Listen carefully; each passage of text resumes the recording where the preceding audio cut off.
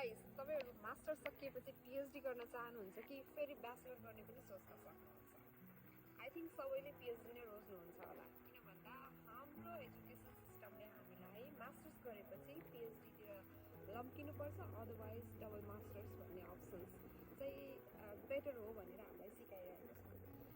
So welcome to my channel guys. यदि तपाईहरु नयाँ हुनुहुन्छ भने मैले चाहिँ विगत 3.5 महिनादेखि चाहिँ तपाईहरुको लागि विभिन्न स्कलरशिप्स अनि त्यसपछि कलेज पार्शियल स्कलरशिप अनि how to choose universities and college for your own interest अनि त्यसपछि भनेको सस्टेनेबिलिटीसँग रिलेटेड भिडियोहरू पोस्ट गर्दै आइरहेको छु। आई होप यो भिडियो पनि हजुरहरूलाई मनपर्नेछ।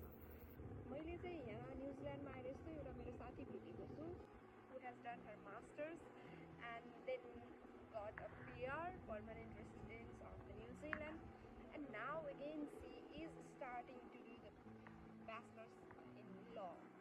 So it is quite interesting for me, so I'm here to share her experience and the story. She is Regina and she is here with us, so give us a short introduction about yourself. Hi guys, my name is Regina. 7 years ago I landed in New Zealand with my 2 bags. I did my master's in contemporary international studies. Finished after 2 years and then I started working as a caregiver. But here today I'm doing my Bachelor of Law again. I'm studying in University of Waikato right now, majoring in law and psychology. When you are at Nepal and you have already decided to come to New Zealand, how the things was in your head, like is it a pressure or is it excitement or what kinds of things that has run into your head that time? I was always excited to come wherever, my first choice was not New Zealand because I had a family member in New Zealand, so that's why I planned to come to New Zealand. I was excited because I wanted to definitely get out of my comfort zone and definitely try some new things, and I wanted to grow as an independent person, as I'm with my parents and I time to be who I am. After landing New Zealand, how was your experience? Like what things that you saw most? Like when I came here first, I literally felt the cultural shock that people used to say, but yeah, I felt somehow because like going for the grocery or to buy the grocery also we need a car. It is not that common in our country, right? So this is just an example. So was it emotional, like or financial management is difficult or cultural shock? What is the most shocking things for you when you landed here? When I first landed in Auckland, I came out of Auckland Airport and looked at the sky and I was like, oh my god, why is it so near to us? That's the only shock I got when I first came to New Zealand. Sorry guys, it's fun. But I think it was not that hard for me, more of a cultural shock because my dad was always out of country, so I already knew how it works when you go outside of your place or outside of your country. As an international student, definitely it was difficult because I was emotionally dependent with my parents, financially dependent with my parents, so it was definitely hard. But the most important thing is, even though it was hard, I got through it. Why? Because I had a strong mindset. I was really, really more like, doesn't matter whatever happens, I have to do it. Cultural shock, not much.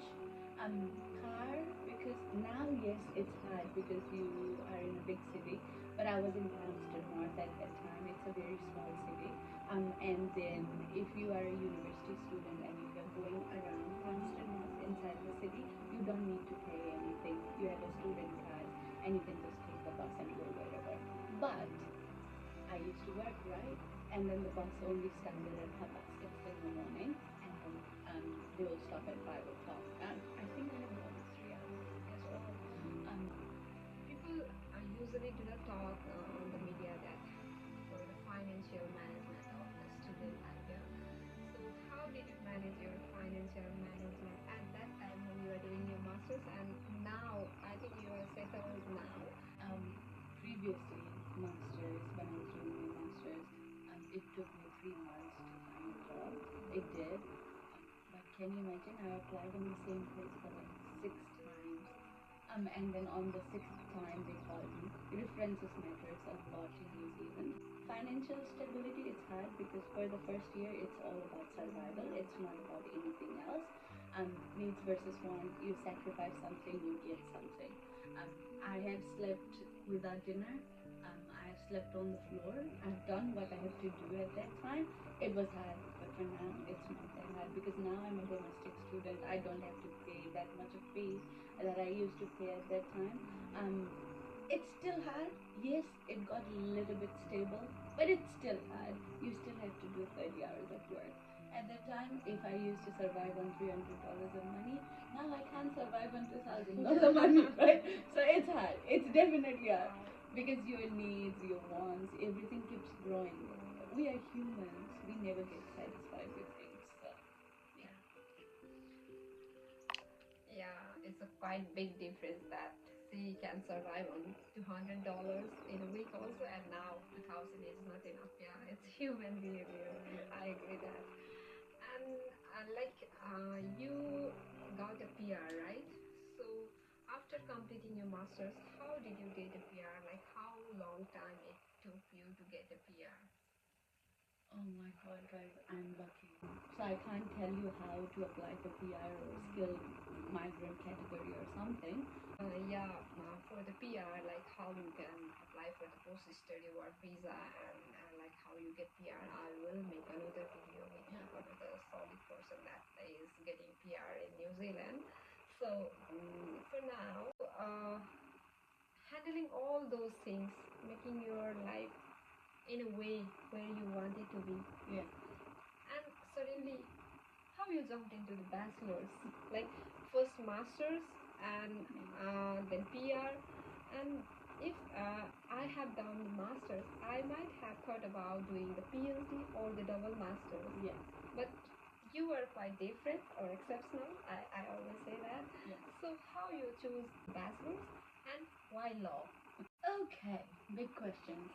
Masters, you know, we don't come outside of our country to study. Have you ever realized that? We just come here for money. Yeah. Because once we start getting that money, we are more into like, oh, how many hours can we do more than this, Yeah. you know? I think it's a survival instinct at first, but once you are stable enough and that, you know, in that phase, I think we shouldn't think about money because now you're already there where you want to be. So for me, Masters in Contemporary International Studies never gave me the satisfaction that law would give me because as a 6-year-old girl watching movies and series, I wonder, oh, I want to be the lawyer someday. I never had I wanted to be a doctor someday. Never ever in my life I would have thought. You know, when as a child, when you have a dream, you want to complete it, whatever it is. At the back of my mind, I was like, even though I'm 50 years old, one day I'll be a lawyer. So I think that's the only motivation that drives me and my passion to be a lawyer. I know lots of people have questions. How did you even start your bachelor's? Like, you've already done your master's, you're already stable enough, you have PR, you get money, you have such a good job because I have a really good job and I'm happy where I am as a facilitator, you know. Teaching 35 Kiwis, being a Nepali, English being my second language. It's hard. But yeah, I wanted to quit. Then when I get to it, you know, I'm feeling, then I'm feeling more like, I can quit. And then I did it. And then here I am in second year. I'm doing great. If I listened her story, I would be like, yeah, tell me more like this. We'll do that next because time. it is so interesting. Yeah. The last question I think that I want to know from you is like the students are still coming to New Zealand, right? So it is from the Nepal or anywhere from the world. Yeah. So what would be your like top suggestions that they should prepare while they are in their home country? My 5 suggestions would be, guys, first, be prepared. Yeah. Be prepared for anything to come, you know, because you don't know, you don't expect what you're coming to. I have heard lots of people going, oh, it should be fine, we'll get a cash job, we'll do it, we'll be fine. If you have money back home, your parents can send you your fee and everything. Good, go for it. You don't have to prepare for anything because your parents are financially good and they can send you money. But if you are on a loan, it's really hard. So, don't be like, oh, yeah, I can do it. No, be emotionally strong. Be emotionally resilient. Build your resilience and patience. That's the most important thing, because if you're not patient enough, you can't get through it.